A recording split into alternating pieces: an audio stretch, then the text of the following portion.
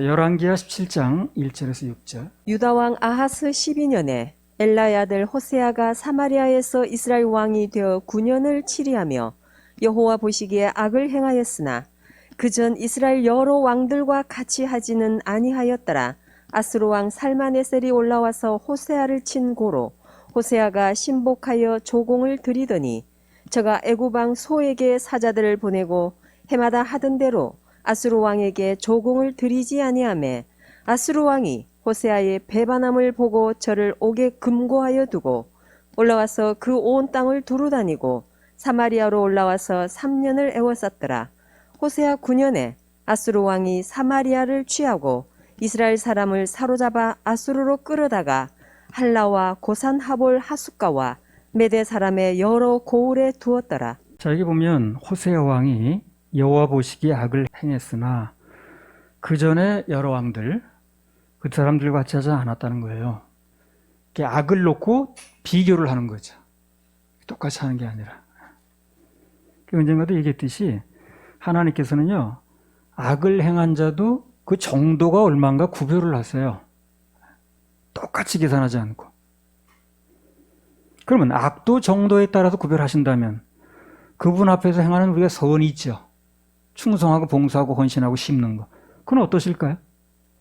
똑같습니다. 그것도 똑같지 않아요. 다 구별해서 갚아주시는 거예요. 그래서 악도 정도에 따라서 구별하시는 하나님께서 그분 앞에 행하시는 선은 어떻게 했느냐는 거죠. 마찬가지라는 겁니다. 선은 선대로 정확하게 구별해서 갚아주십니다.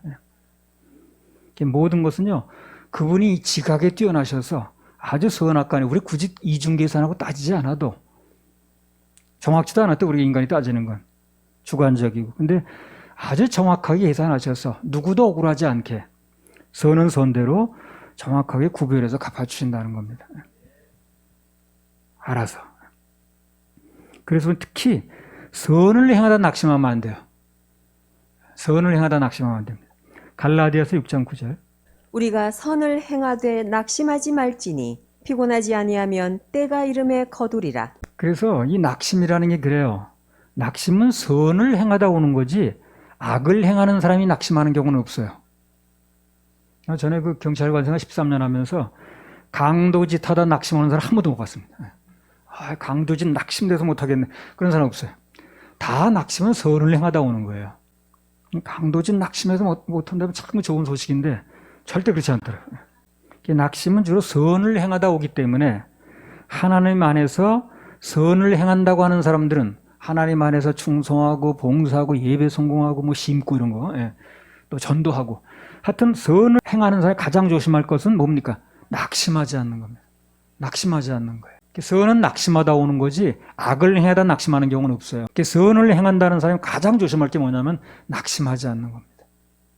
그래서 낙심하지 않으면 때는 오게 돼 있고요. 그리고 반드시 거두게 돼 있습니다. 심으면 분명히 거둘 때가 오는데 그게 이제 낙심이라는 게 꼭 기한 전에 떨어진 낙과하고 똑같아요. 낙심이 낙과하고 똑같은 원리라. 낙심을 하면 때가 와도 제대로 된 열매를 거둘 수가 없는 거예요. 전에 보니까요, 바람에 떨어졌는데 낙과를 누가 이제 이렇게 가져왔는데 그 열매 형태만 있지 맛이 전혀 없더라고, 낙과는. 상품도 안 되고 줘도 못 먹겠더라고. 그 사람 보는 앞에서는 내가 못 버렸지만 뒤로 와서 다 버렸습니다. 못 먹겠는 걸. 그러니까 이게 낙심이라는 게 낙과하고 똑같은 거예요. 그래서 중간에 떨어지는 겁니다. 그래서 때가 되면 형태는 갖춘 것 같은데 먹질 못하는 거예요. 상품 가치가 전혀 없는 거예요. 그래서 그때 내가 그거 보면서 그렇구나. 그게 어쨌든 끝까지 견디어서 열매가 제대로 익어야지 중간에 낙과가 돼버리면 아무 소용이 없구나 하는 걸 알겠더라고요. 그래서 신앙생활에서 가장 염두에 둘 게 뭐냐. 그 염두에 둘 것 중에 여러 가지 있겠습니다만 아주 중요한 것 중에 하나가 어떤 선을 행하다가 그것이 무엇이든 하나님 안에서 어떤 이유가 됐든 간에 낙심을 하면 낙과와 같아서 떨어진 과일과 같아서 제대로 된 열매가 될 수가 없다는 겁니다. 기한이 다 돼서 열매에서 붙어 있다가 익어야 돼요. 떨어져 버리면 그거는 형태만 있지 먹질 못합니다. 그 낙과된 거면 여러분 잡숴 보셨나 모르겠어요. 전혀 맛이 없어요. 낙심하면 시험 들면 모든 것이 수포로 돌아갑니다. 때는 왔는데 열매를 거두지 못하는 거예요. 눈에는 보이는데 먹질 못하는 거예요. 신앙생활 시험 안 드는 게 중요한데 그 비결이 뭐냐? 방금 얘기한 대로 하나님의 갚아주심을 바라보는 겁니다. 그분은 갚아주시는 분이에요. 상 주시는 이심을 믿어야 될지니라. 하나님께서는 악은 악대로, 선은 선대로 갚아주신다는 걸 믿어야 됩니다. 악은 악대로 갚으세요. 그리고 선은 선대로 갚으십니다. 근데 그것도 비교 대상이 있다는 거예요. 똑같이 한다는 겁니다. 그러니까 내가 남보다 더 충성한다. 남보다 더 심는다. 남보다 내가 더 시간을 낸다. 다 그대로 갚아주시는 거예요. 똑같이 하지 않는다는 거예요. 악도 정도에 따라서 구별하시지만 그보다 오히려 상은 더 구별해서 갚아주신다는 거예요. 우리가 행한 그 선한 일들이 여러 가지가 있는데 일일이 다 기록을 해놓으세요. 다 그 기념책이 있다고 그러잖아요. 그래서 그분은 그거 갚아주는 재미라. 나도 큰 건 아니지만 여기서 이제 주님 감동을 선포되면 기뻐하지 받는 사람들이 그 보는 맛이 참 좋아요. 그 기뻐하는 거. 우리 주님은 능력이 있으시니까. 그래서 지금 뭔가 선을 행하다가 좀 낙심된 사람이 있다면 다시 한번 주님 바라보고 소망 가지시기 바랍니다. 반드시 그는 갚아주십니다. 다 보고 계세요. 하나님이 안 보시는 건 없습니다. 하나님이 보이지 않는 곳에 행하는 것은 이성이 악도 없고 선도 없고 아무것도 없어요. 다 보신다는 거예요. 악은 악대로 다 보시는 거고 선은 선대로 보시는 거고 갚아주는 시기가 언제이느냐 그분이 정할 뿐이지 반드시 그분이 다 보고 계십니다. 악을 행하는 사람들이 하나님 못 보신다고 생각할 일이 아니고 선을 행하는 사람도 반드시 하나님 다 보고 계시다. 사람들은 그걸 보든 안 보든 관계없이 반드시 갚아주십니다. 반드시. 사무엘상 15장 1절에서 3절. 사무엘이 사울에게 이르되 여호와께서 나를 보내어 왕에게 기름을 부어 그 백성 이스라엘 위에 왕을 삼으셨은즉 이제 왕은 여호와의 말씀을 들으소서. 만군의 여호와께서 이같이 말씀하시기를 아말렉이 이스라엘에게 행한 일 곧 애굽에서 나올 때에 길에서 대적한 일을 내가 추억하노니 지금 가서 아말렉을 쳐서 그들의 모든 소유를 남기지 말고 진멸하되 남녀와 소아와 젖 먹는 아이와 우양과 약대와 나귀를 죽이라 하셨나이다. 네. 만군의 여호와께서 이같이 말씀하시길 아말렉이 이스라엘에게 행한 일 곧 애굽에서 나올 때 길에서 내가 대적한 일을 추억하노니 그랬습니다. 간단히 말하면 하나님께서 전에 아말렉이 한 일을 기억을 하셨다가 드디어 이제 오늘 갚는다 그 말입니다. 그분은 악이든 선이든 반드시 기억하다 갚으신다는 거예요. 그냥 흐지부지 되는 게 아니에요. 그러니까 악을 행하는 사람들은 물론 하나님의 무서움을 알아야 되겠지만 특별히 선을 행하는 사람들은 하나님 안에 있는 사람들은 그분이 반드시 갚아주신다는 거. 이걸 꼭 믿어야 됩니다. 그래야 우리가 드리는 것도 헌신도 충성도 마음 놓고 할 수 있어요. 그게 안 되는 사람은 그게 약한 거예요. 그래서 아말렉이 전에 한 일을 기억하셨다 오늘 갚아주겠다는 그 말씀은 세월이 많이 흘렀는데도 뒤집어서 말하면 우리의 선행도 반드시 기억하셨다가 갚아주신다는 강력한 메시지가 있는 겁니다. 이게 하나님 말씀은요 어떤 말씀이 딱 나오면 그 말씀을 뒤집어서 해석을 해보면 더 뜻이 정확할 때가 많아요. 왜? 히브리식 표현이 그럴 때가 많아요. 원어가 이제 구약은 히브리어로 써졌는데 아람어 조금 들어갔지만 이제 대부분 다 히브리어입니다. 히브리어식 표현이 뭔가를 뒤집어서 해석해서 뒤집어서 강조하는 경우가 많아요. 그래서 그런 식으로 해석하면 뜻이 더 정확해지는 게 많다는 거예요. 자, 예를 하나 들어보겠습니다. 민수기 19장 13절. 누구든지 죽은 사람의 시체를 만지고 스스로 정결케 아니하는 자는 여호와의 성막을 더럽힘이라. 그가 이스라엘에서 끊쳐질 것은 정결케 하는 물을 그에게 뿌리지 아니하므로 깨끗게 되지 못하고 그 부정함이 그저 있음이니라. 그러니까 요새 이제 율법서를 내가 이제 읽고 있는데요. 그 성경 율법서에 보게 되면 죽은 시신에 짐승이 있던 사람이 됐든 간에 거기 접촉을 했다거나 옆 주위에 얼쩡거렸 했다라는 걸 굉장히 부정하게 보는 거예요. 심지어 제사장 경우에는요, 자기 부모, 자기 가족이 죽어도 거기 관여하면 안 돼요. 그 시신에 접하게 되면 제사 드리는 데서 이제 배제됩니다. 그리고 제물을 다 드려야 되고요. 또 격리 있어야 되고요. 떨어져 있어야 되고요. 굉장히 엄격해요. 그리고 나시린 같은 경우에도 그 자기 정해진 기간이 있거든요. 그 기간 중에 우연히 죽은 시체 이렇게 볼 수도 있어요. 지나가니다. 그런 경우도 있잖아요. 그래도 처음부터 한 게 다 무효예요. 이제까지 한 게 다 무효고 처음부터 다시 해야 됩니다. 제사 다 드려야 되고. 이 정도로 죽은 시신이나 죽음에 대해서 부정적으로 보시는 거예요, 하나님께서. 그래서 나는 그거 처음에 액면 그대로만 보면, 아니, 사람이 살면 다 언젠가 죽는 거고, 사람이든 짐승이든. 그러면 죽게 되면 누군가 산 사람이 이걸 처리도 해야 되고, 더군다나 가족이 죽으면 누가 무슨 길에 가는 동네 행인이 해줘, 그걸. 가족들이 누가 또 처리를 해야 되고 그러는데, 그걸 그렇게 부정하게 보시면, 그럼 어떻게 된 얘기인가, 이게. 그런 생각을 가져봤거든요. 하나님께서 죽은 자의 시체를 아주 부정하게 보시고 싫어하신다는 말씀이 여러 군데 나옵니다. 근데 이것도 반대로 해석해 봐야 되는 거니까. 그 자체만 놓고 볼 게 아니라 그걸 히브리식 표현은 돌려서 봐야 되는 거예요. 반대로 해석하면 하나님께서 우리의 죽음의 상태를 그대로 두시지 않는다는 뜻이 있는 거예요, 이게요. 그렇죠. 그렇게 하나님 자녀들이 그 죽음을 부정하게 보시는 분이 당신의 신부인 교회를 그리고 당신의 자녀들을 그대로 죽음의 상태로 두지 않는다는 얘기를 해요. 반드시 살린다는 겁니다. 반드시 살린다는 거예요. 이 부활이 뭐 없다고 뭐 어쩌고 하는 사람들이 그거는요 전혀 그거는 잘못된 거예요.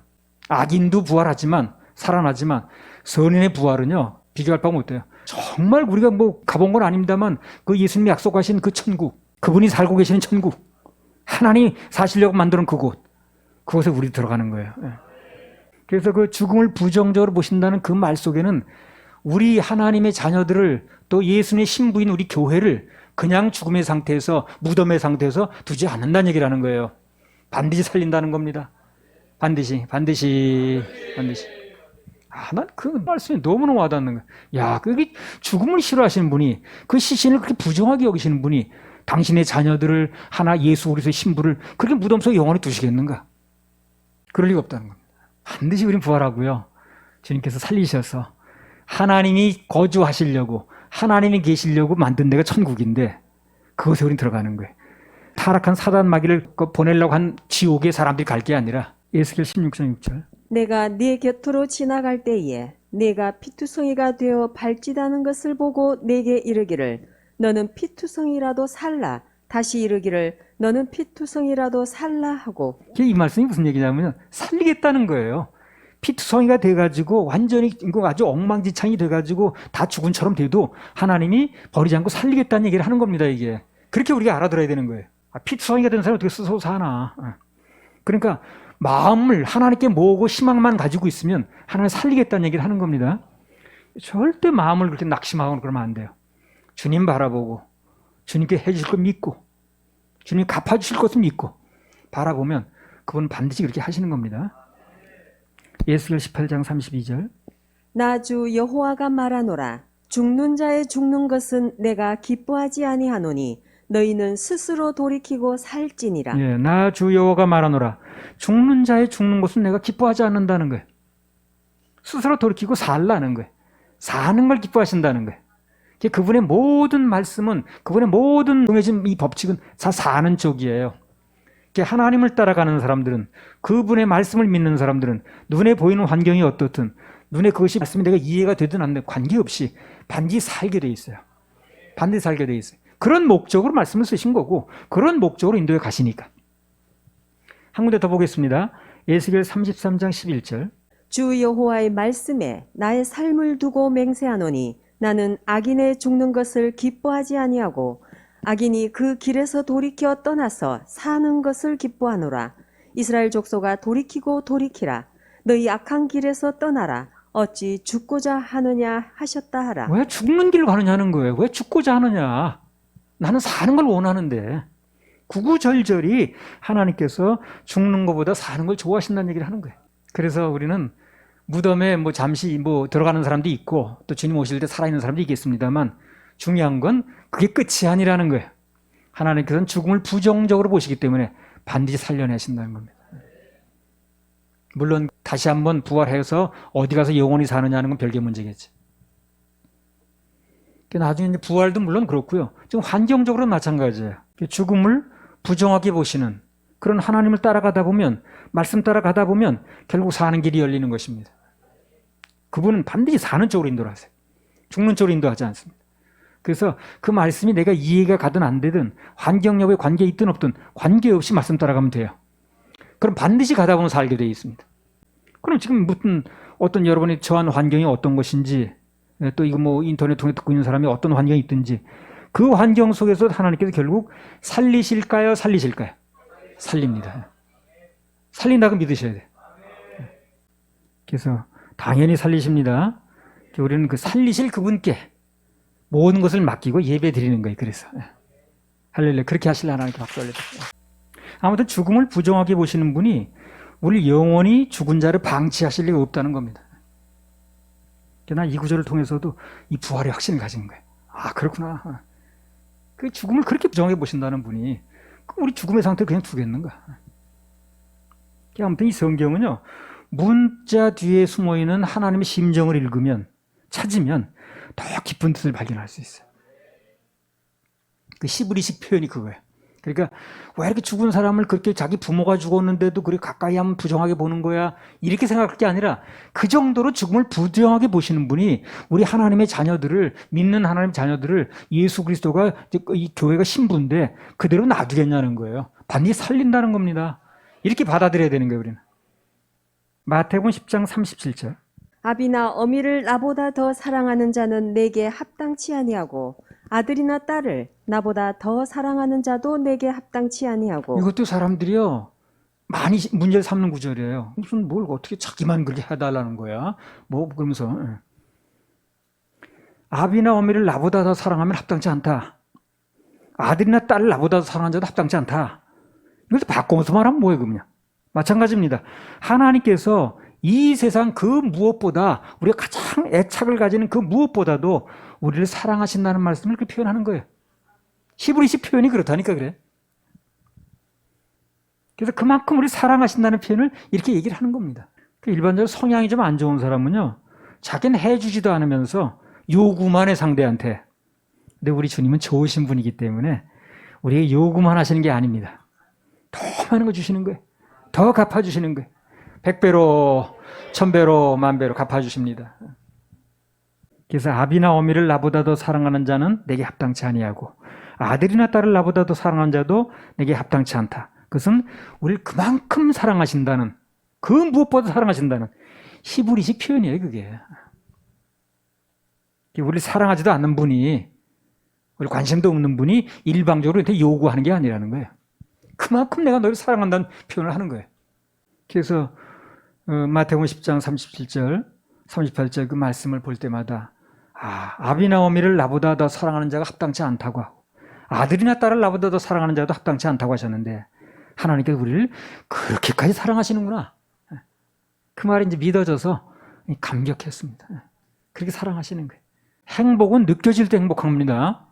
못 느껴지면 행복하지 않아요. 이 말씀들이 여러분 느껴져야 됩니다. 마음에 와서. 그래 행복감이 오는 거예요. 아무리 들어도 내가 느껴지질 않아. 그럼 행복하지 않죠. 그래서 말씀은 들을 때 중심으로 그 말씀을 마음에 넣어서 그렇구나. 그 베리아 사람들처럼. 그래서 느껴지는 것만큼 행복한 거예요. 사랑은 표현하는 것만큼 사랑이고 표현하지도 않는데 무슨 사랑이야. 그래서 하나님께서 우리를 사랑하셔서 당신의 생명을 내놓은 걸 표현하셨잖아요. 그죠? 표현하지 않으면 사랑이 아니에요. 사랑은 표현하는 건 사랑이고 행복은 느껴져야 행복입니다. 우리 그 찬양 하나 올리겠습니다. 아버지 생각만 해도 아버지 불로만 그 봐도 사랑에 눈물 나요. 그 사랑에 눈물 나요. 나 같은 죄인 사랑하신 아버지 사랑하신 아버지 온종 물어봐도 감당할 수 없는 그 사랑, 감당할 수 없는 그 사랑, 그 크신 사랑 어찌 말로 표현하리. 아버지 내 영혼 깊은 곳에서 불러보는 내 아버지 나의 하나님 이 생명 다하는 그날까지 지키시고 인도하시 참 좋으신 나의 아버지 생각만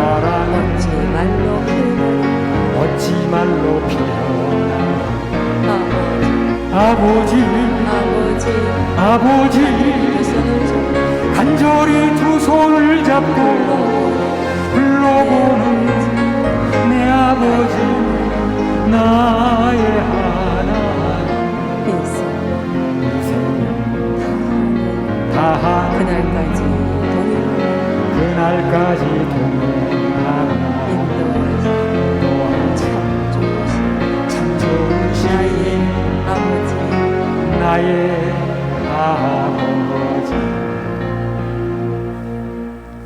자, 열왕기하 17장 1절 2절. 유다 왕 아하스 12년에 엘라의 아들 호세아가 사마리아에서 이스라엘 왕이 되어 9년을 치리하며 여호와 보시기에 악을 행하였으나 그 전 이스라엘 여러 왕들과 같이 하지는 아니하였더라. 그래서 이 말씀을 통해서 하나님께서 악도 누가 많이 행했는가를 비교하시지만 우리 선행도 낱낱이 기록하셨다가 갚아주신다 하는 이제 해석을 주셨습니다. 선을 행하다 낙심하지 말라는 거예요. 갚아주시니까. 열왕기하 17장 1절에서 6절. 유다 왕 아하스 12년에 엘라의 아들 호세아가 사마리아에서 이스라엘 왕이 되어 9년을 치리하며 여호와 보시기에 악을 행하였으나 그 전 이스라엘 여러 왕들과 같이 하지는 아니하였더라. 아스루 왕 살마네셀이 올라와서 호세아를 친 고로 호세아가 신복하여 조공을 드리더니 저가 애굽 왕 소에게 사자들을 보내고 해마다 하던 대로 아스루 왕에게 조공을 드리지 아니하매 아스루 왕이 호세아의 배반함을 보고 저를 옥에 금고하여 두고 올라와서 그 온 땅에 두루다니고 사마리아로 올라와서 3년을 애워쌌더라. 호세아 9년에 아스루 왕이 사마리아를 취하고 이스라엘 사람을 사로잡아 아수르로 끌어다가 할라와 고산 하볼 하숫가와 메대 사람의 여러 고을에 두었더라. 호세아가 사마리아에서 이스라엘 왕이 되어 9년을 치리하며 여호와 보시기에 악을 행하였으나 그러나 그 전 이스라엘 여러 왕들 같지는 않았다. 그러니까 이 말은 무슨 얘기냐면 호세아 왕 때는 나라가 망했는데 나라가 망할 만큼 그렇게 나쁜 짓을 한 건 아니라는 거야, 이 사람이. 그런 얘기겠죠? 예. 그러면 호세아가 이전 왕들에 비해서 뭐 아합이라든가 이전 왕들, 아하스라든가 이런 사람들에 비해서는 비교적 선한 왕이었는데도 불구하고 이스라엘이 아수르에게 망했다는 게 뭘 의미하느냐 그러면 한마디로 말하면 오늘 이스라엘의 멸망이 호세아 시대에 갑자기 된 게 아니라는 거예요. 갑자기 된 게 아니에요. 그래서 이미 누적돼 있었던 겁니다. 그게 누적돼 있다가 어느 날 그게 때가 되니까 차니까 나타난 거예요. 그게 하나님의 심판이 어느 날 갑자기 이루어지는 게 아니에요. 그분은 참는 것도 하나님답게 참으세요. 그래서 어떤 사람에게 무슨 일이 일어났다는 것은 그날 바로 일어났다고 생각하지 마세요. 그게 많이 누적된 겁니다. 그게 이미 전대의 그 이전 왕들부터 계속해서 누적되어 온 거예요. 그게 쌓여 있다가 이제 드디어 터진 거예요. 그게 그러니까 내가 오늘 하는 일이 갑자기 무슨 뭐 징계라게 오지 않는다고 다음 되면 안 된다는 거예요. 그래서 늘 조심하고 늘 겸손하고 마음을 낮춰가지고 이렇게 해야 됩니다. 오늘 뭐 그냥 넘어갔네. 그게 아니라니까요. 그게 누적되는 거예요. 지금 누적되는 거예요. 우리 몸속에 발생하는 병도 그렇잖아요. 암이 어느 날 갑자기 발생하는 게 아니라고 그러더라고요. 예. 그게요. 오랫동안 뭐 나쁜 식생활이라든가 운동 부족이라든가 낙심이라든가 스트레스라든가 그런 것이 합해져서 일어나는 거예요. 어느 날 그게. 그러니까 그때 순간순간 낙심하고 무슨 뭐 식생활을 나쁘게 하든 다 그게 누적되는 거예요. 그게. 오늘 갑자기 그게 뭐 하루아침에 되는 게 아니라는 거예요. 그래서 평소에 그 라이프 스타일 때문에 오늘 병도 오게 되는 거고요. 오늘날 이 멸망도 오게 되는 겁니다. 하루아침에 일어난 게 아니에요. 그래서 우리도 미리미리 뭔가 매일같이 하나님 앞에 상급을 쌓아놓을 필요가 있어요. 그건 언젠가 아주 중요한 때에 내게 꼭 필요한 때에 맞춤복으로 하나님 갚아주십니다. 병도 결정적인 순간에 나타나고 어느 사람이 망하듯이 이 하나님 갚아주시면 없어지는 게 아니에요. 무효가 아닙니다. 우리가 하나님께 헌신하고 충성하고 또 이렇게 시간을 내고 했던 게 다 쌓여 있는 거예요. 그러다 그 사람이 가장 필요할 때, 가장 중요할 때 갚아주시는 겁니다. 늘 소망을 가지셔야 돼. 그리고 내가 심는 게 무효가 아니라는 거. 그래서 이사야 60장 22절에 약속된 말씀처럼 때가 되면 그분께서 아주 속히 이루십니다. 그때는. 이렇게 쌓여질 때까지는 굉장히 시간이 걸린 것 같은데 때가 되면 아주 속히 하시는 거예요. 우리도요, 때가 되면 아주 속히 하실 겁니다. 그래서 오늘 이 시간 하나하나 좋은 것을 심어놓고 쌓아놓으면 반드시 심은 대로 거두게 되는 거예요. 작은 일에 자꾸 충성하면서 하나하나 상급을 쌓다 보면 오늘 그것이 큰 상급이 돼서 엄청나게 쏟아지는 겁니다. 단 그릇이 돼 있어야 되겠죠.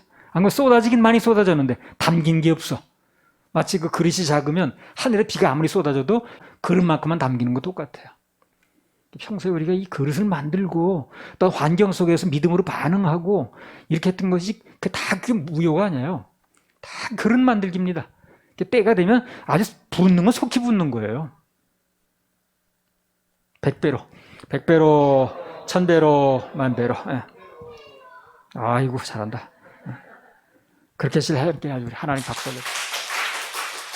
열왕기하 17장 3절에서 6절. 아수르 왕 살마네셀이 올라와서 호세아를 친 고로 호세아가 신복하여 조공을 드리더니 저가 애굽 왕 소에게 사자들을 보내고 해마다 하던 대로 아수르 왕에게 조공을 드리지 아니하매 아수르 왕이 호세아의 배반함을 보고 저를 옥에 금고하여 두고 올라와서 그 온 땅에 두루 다니고 사마리아로 올라와서 3년을 애워쌌더라. 호세아 9년에 아수르 왕이 사마리아를 취하고 이스라엘 사람을 사로잡아 아수르로 끌어다가 할라와 고산하볼 하숫가와 메대 사람의 여러 고을에 두었더라. 3절에 이제 최초에 쳐들어왔던 왕은요, 아수르 왕 살만에셀이라는 사람이에요. 그리고 나중에 열왕기하 17장 6절에 또 쳐들어왔죠. 그거는 이제 사마리아 그 취했을 때 왕은 사르곤 2세라고 다른 왕입니다. 그 사이 왕이 바뀐 거예요. 그 주석에 찾아보니까 그렇게 나오더라고요. 아무튼 그 중요한 건 뭐냐면 호세아가 애굽 왕을 믿고 아수르 왕을 배반을 한 거예요, 지금요. 하나님 믿고 했어야 되는 건데, 그죠?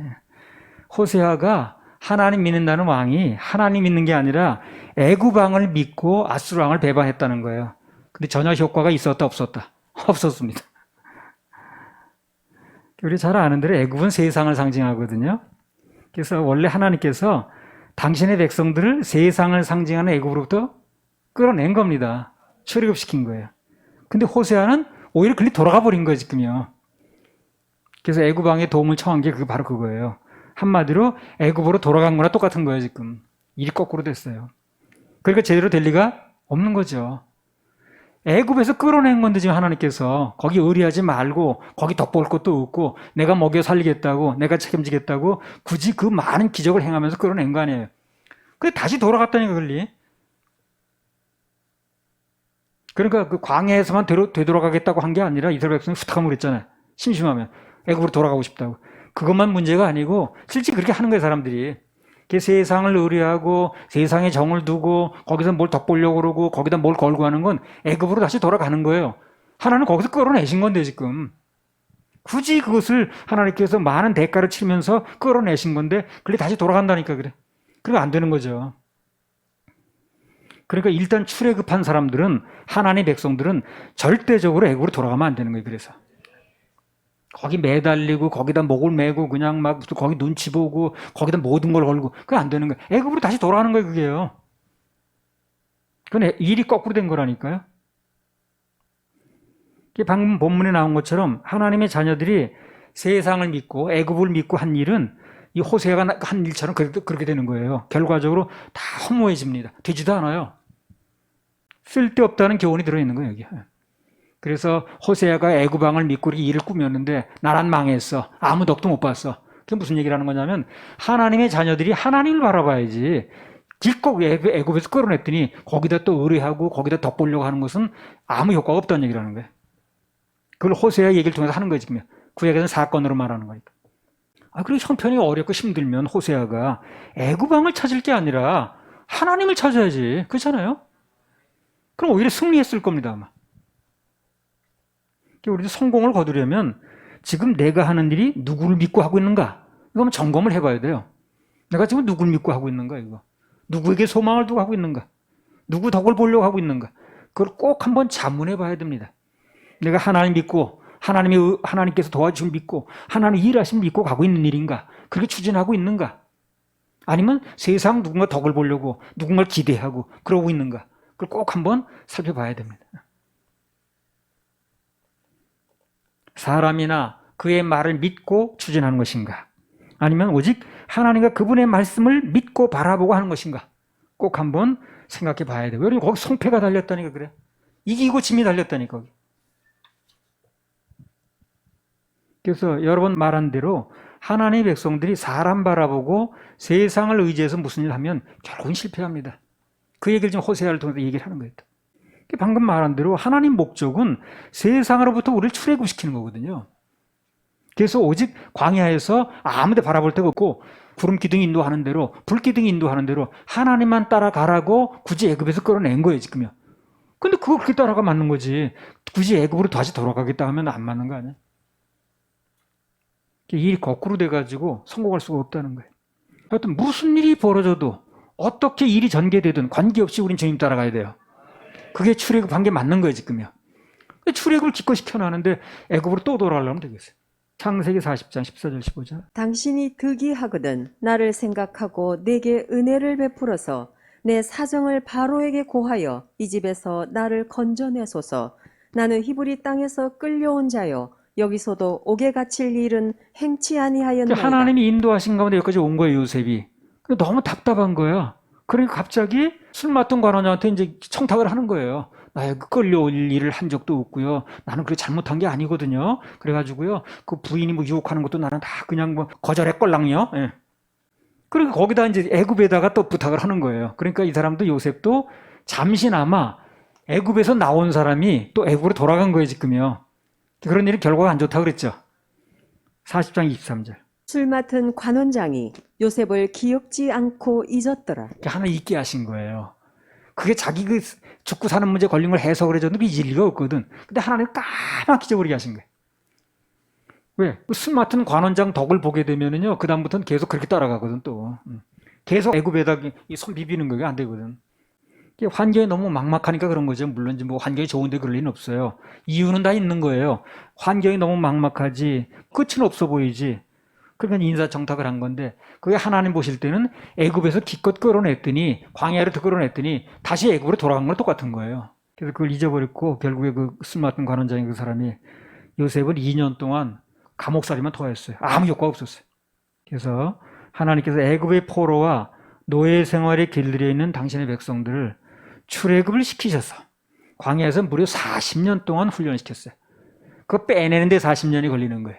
그래서 그 애굽에서 물든 거, 세상 의뢰하는 거, 세상 바라보는 거, 거기 눈치 보는 거 그거 빼내는데 40년 걸렸어요. 그랬더니 거리 돌아가네. 그러면 이제 그게 될 일이 없네. 일이 거꾸로 돼버렸다니까 그래. 사람 바라보고 뭐 하면 내가 애굽으로 또 돌아가고 있구나. 이거는 보나마나 안 되고 돼도 효과가 별로 없다. 그래서 광야를 내놔가지고 그다음에 애굽에서 다 농사져가지고 먹고 살던 사람들 어떻게 했어요? 광야에서 끌어내가지고 하늘에 떨어진 게 하늘에서. 그건 뭘 얘기하는 거예요? 이제 너네 손으로 뭐 되는 게 아니라 하늘에서 떨어지는 걸 받는 훈련. 그거 가지고 먹고 사는 훈련을 시키는 거거든. 그게 하루아침에 안 되는 거예요. 그래서 40년을 거기 있는 거예요 지금. 길이 이렇게 먼 게 아닌데. 그 애굽에서 너무 물들어 버린 게 아주 찌들어서 머리에. 그 빨리 안 빠지는 거예요. 그리고 그걸 빼내는데 40년 걸리는 거예요 지금. 40년 동안 그거 하는 거예요. 그래서 하늘에서 양식이 떨어지는 거예요. 그래서 사람들 하여금 땅에서 뭐 꿈지럭거리자 하던 것을 하늘만 바라보는 훈련을 시키는 거죠. 그래서 40년 동안 하는 거예요. 왜? 그게 꼭 돼야 되니까. 그게 돼야만 가나안 땅에 들어갈 수 있는 거예요. 그래서 많은 믿음의 선배들은요, 다 그 훈련 다 거쳤다고 그러잖아요. 아브라함도 어디로 가라고 얘기하지 않고 일단 가라는 거야. 그러면 어디로 갈 걸 지시하겠다는 거죠. 그럼 가면서 계속 어딜 바라봐야 되니까. 하늘 바라볼 수밖에 없는 거예요. 하늘 바라보고 가다 보면 그럼 하늘에서 뭔가 어디로 갈 건가 지시해 주겠다고 그랬으니까. 아브라함만 그런 게 아니에요. 우리 하나님 백성들은 다 똑같습니다. 인도하시는 방법이. 그때나 그냥 똑같아. 그래서 우리 성경을 보는 거거든. 그분이 뭐를 딱 보여주는 게 아니라 그분 말씀을 따라가다 보면 나오는 거예요, 그게. 우리 그렇잖아요. 지금도 우리 무슨 뭐 눈에 보이는 게 있는 게 아니잖아요. 가다 보니까 건물도 이렇게 허락하셨고 또 이제 천혜가 곧 가까이 오는데 또 하나님께서 따라가다 보면 뭔가 또 일을 여시고 또 기가 막힌 일도 우리가 주실 거예요. 우리는 그분만 바라보는 거예요. 애굽에서 나온 게 애굽에서는 자기가 뭐 수차로 물을 대고 농사 짓고 어쩌고저쩌고 땅에서 뭘 하는 거에 땅을 바라봐야겠죠. 근데 애굽에서 끌어내가지고 광야에서 훈련시킨 게 앞으로 가나안 땅에 들어가게 되면 하늘만 바라봐야 되는데 그 훈련이 금방 안 되니까 들어가자마자 되는 게 아니기 때문에 40년을 훈련시키는 거예요, 광야에서.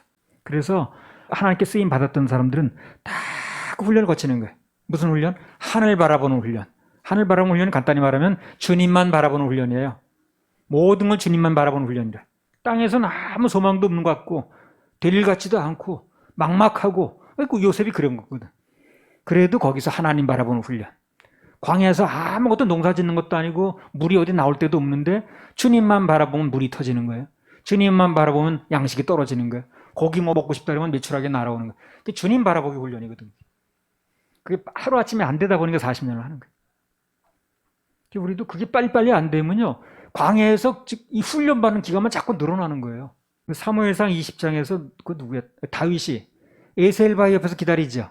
그 왜 기다립니까? 화살을 쏴준다고 그랬잖아요. 화살이 바위 저쪽으로 가게 되면 가라는 거예요. 도망가라는 거예요. 그리고 화살 못 미쳐 떨어지면 돌아오라는 거죠.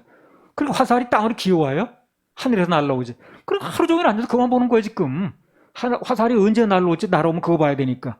그러니까 자동적으로 앉아서 하는 훈련이 뭐예요? 하늘 바라보는 훈련이라. 그러니까 무슨 화살을 날라오고 뭐 오고 하고 그게 중점이 아니고 중요한 건 그걸 통해서 다윗이 하늘을 볼 수밖에 없게 만들었다는 거예요. 참 그럴 때 있죠. 하늘밖에 바라볼 데가 없을 때 있죠. 그때가 여러분 좋을 때입니다. 네. 그 열왕기상 18장인가 그 엘리야 보세요. 거기서 물도 다 말라가고 먹을 게 없어. 뭐 농사 짓는 것도 아니고 무슨 냉장고에 넣어놓은 것도 아니고 까마귀가 날라오는 거야 하늘에서. 그래가지고 갖다 먹여주는 거 아니야. 그럼 이 사람은 어딜 바라봐야 돼 지금. 까마귀가 뭐 포복으로 두더기처럼 기어와요? 하늘에서 날라. 그러니까 하늘밖에 볼 수밖에 없는 거예요. 그게 무슨 얘기냐면 굳이 그런 방법이 아니래도 되지만 중요한 건 그걸 통해서 하늘 보는 훈련을 시키는 거예요 지금요. 뭐 사람 통해서 할 수도 있고 물론 여러 가지 방법이 있겠지만 그런 하늘에서 까마귀가 날라와서 그거를 떨어뜨리는 걸 날라오는 걸 먹게 만든 게 자꾸 하늘을 바라보는 훈련을 시켰다고 말해요. 그래서 그 훈련 기간에 들어가면 누구나 똑같아요. 들국화 훈련, 하늘의 이슬 바라보는 훈련이거든. 들국화까지 누가 와서 물 다 주는 게 아니잖아요. 그 넓은 들을. 그건 하늘에서 떨어진 이슬 먹고 살아야 되거든. 그게 하늘만 바라보게 만드는 거예요. 출애굽기 14장에 보세요. 하나님께서 이스라엘 백성들이 나왔는데 돌쳐서 일부러 양쪽은 절벽, 앞에는 홍해바다, 그 속으로 몰아넣었죠. 왜 그렇습니까? 그런 이유가 뭐예요? 하늘만 바라보라고. 옆에가 터졌든가 오른쪽이 터졌든가 앞이 그 바다가 아니고 육지라면 그리 가보려고 하겠죠 사람들이. 그러니까 아무데도 못 가게 만드는 거예요. 양쪽은 절벽, 앞에는 홍해바다, 그 뒤에는 애국 군대가 쫓아오는 거예요. 볼 때는 하늘밖에 없는 거예요. 뚫린 하늘밖에 없는 거예요. 출애굽기 14장 14절. 여호와께서 너희를 위하여 싸우시리니 너희는 가만히 있을지니라. 그래서 그렇게 앞에도 갈 수가 없고 옆에도 절벽이고 뒤에는 애국 군대가 쫓아오고 오갈 데가 없을 때 하나님께서 하신 말씀은 가만히 서서 하나님이 일하심을 보라는 거예요. 하나님이 일하심을 보라는 거예요. 하나님께 대신 싸워주시겠다는 거 아니에요. 그러니까 하나님 바라볼 수밖에 없는 거죠. 그래서 우리 모두에게는 똑같은 훈련입니다. 다. 어떤 과정을 그가 거치고 있든 어디에서 무슨 훈련을 하고 있든 간에 목적은 그거예요. 하늘 바라보기 훈련인 거예요. 그래서 오직 주님만 바라보는 거. 상황이 어떻든 관계없이 오직 주님 바라보는 것만 되어지면 다른데 무슨 뭐 정두거나 맘두거나 무슨 거기 의리하거나 그러지 말고 그러면 그 사람에겐 반드시 만나가 떨어지게 돼 있고 방향의 화살이 날라오게 돼 있고 까마귀를 통해서 먹여주는 기적이 일어나게 돼 있어요. 그래서 하나님께서 누군가를 자꾸 막다른 골목으로 몰고 가시는 이유가 그겁니다. 주님 바라보라는 거예요. 이건 누구에게나 똑같습니다. 나도 똑같이 겪은 것이고 겪고 있는 것이고 그게 무슨 환경의 문제든 몸의 병의 문제든 무슨 물질의 문제든 관계없이 다 똑같아요.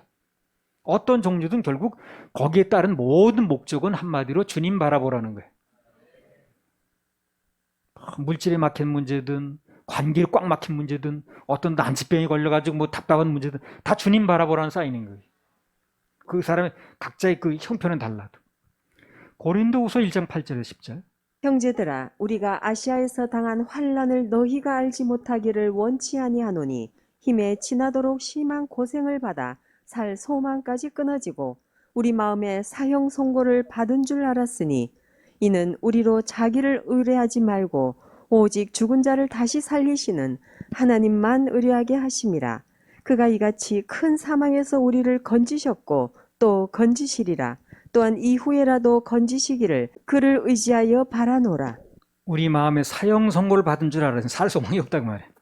이는 우리로 그렇게 한 목적이 뭐냐? 그분이 무슨 악취미라고 우리 괴롭히려고 그런 게 아니라 자기를 의뢰하지 말고 자기를 바라보지 말고 오직 죽은 자를 다시 살리시는 하나님만 의뢰하게 하시려고. 목적이 나오잖아요.